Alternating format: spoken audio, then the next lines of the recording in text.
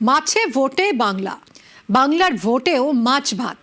হলদিয়া সভা থেকে মাছ নিয়ে সুর চড়ালেন মোদী। তাঁর দাবি, পশ্চিমবঙ্গ এখনো মাছ চাষে স্বনির্ভর নয়, অন্য রাজ্য থেকে মাছ আনতে হয়। নরেন্দ্র মোদীর এই অভিযোগ উড়িয়ে দিয়েছেন মমতা বন্দ্যোপাধ্যায়।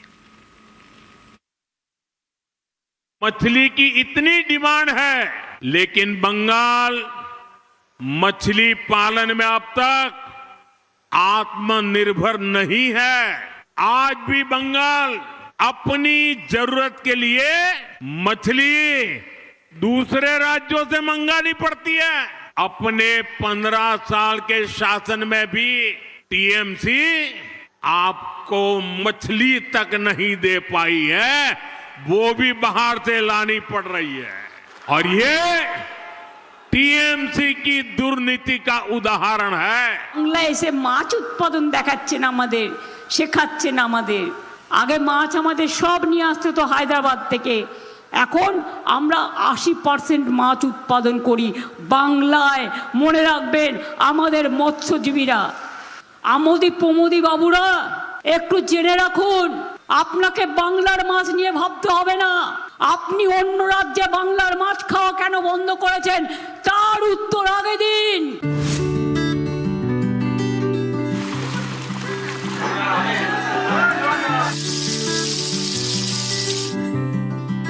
ঈশ্বর গুপ্ত লিখেছিলেন, ভাত মাছ খেয়ে বাঁচে বাঙালি সকল, ধানে ভরা ভূমিতাই মাছ ভরা জল। মাছে ভাতে বাঙালি, মাছে ভোটে বাংলা। বাংলার ভোটে এবার ইস্যু মাছ। তৃণমূল বারবারই দাবি করে রাজ্যে বিজেপি ক্ষমতায় এলে মাছ খাওয়া বন্ধ করে দেবে, যেমন করেছে বিভিন্ন বিজেপি শাসিত রাজ্যে, যা মানতে নারাজ পদ্ম শিবির। বৃহস্পতিবার উপকূলবর্তী জেলা পূর্ব মেদিনীপুরে এসে সেই মাছকেই তৃণমূলের বিরুদ্ধে হাতিয়ার করলেন নরেন্দ্র মোদী। হলদিয়ার সভা থেকে মোদীর মুখে মাছের কথা।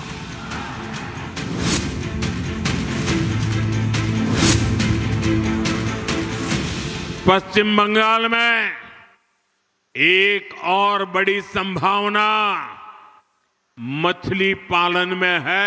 मछली की इतनी डिमांड है, लेकिन बंगाल मछली पालन में अब तक आत्मनिर्भर नहीं है। आज भी बंगाल अपनी जरूरत के लिए मछली दूसरे राज्यों से मंगानी पड़ती है। अपने 15 साल के शासन में भी टीएमसी आपको मछली तक नहीं दे पाई है, वो भी बाहर से लानी पड़ रही है।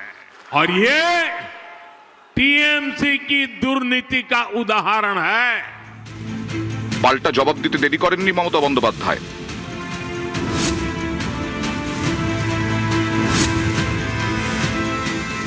যারা বলছেন সোনার বাংলা গড়ব, আজকে তারা নাকি হলদিয়াতে গিয়ে বলেছেন বাংলায় নাকি মাছ উৎপাদন হয় না। বাংলায় এসে মাছ উৎপাদন দেখাচ্ছেন আমাদের, শেখাচ্ছেন আমাদের। আগে মাছ আমাদের সব নিয়ে আসতে তো হায়দ্রাবাদ থেকে, এখন আমরা 80% মাছ উৎপাদন করি বাংলায়। মনে রাখবেন আমাদের মৎস্যজীবীরা, আমোদি প্রমোদি বাবুরা, একটু জেনে রাখুন, আপনাকে বাংলার মাছ নিয়ে ভাবতে হবে না। আপনি অন্য রাজ্যে বাংলার মাছ খাওয়া কেন বন্ধ করেছেন, তার উত্তর আগে দিন। মাংস খাওয়া কেন বন্ধ করেছেন, তার উত্তর আগে দিন। ঝুটা কেউ বলতে হ্যাঁ।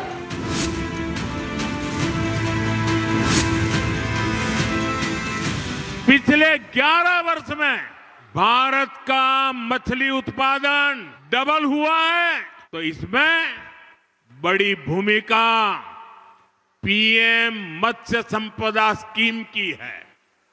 इस स्कीम में क्योंकि पीएम शब्द आता है, ये अहंकारी टीएमसी को पसंद नहीं है।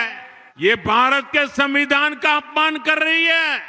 मछुआरों के फायदे की योजना को ठीक से लागू नहीं किया जा रहा है।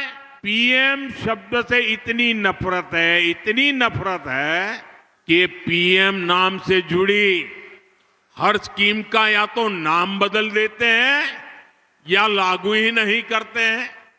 ইলিশ মাছ আগে পাওয়া যেত না, যদি ওপার বাংলা থেকে না আসতো।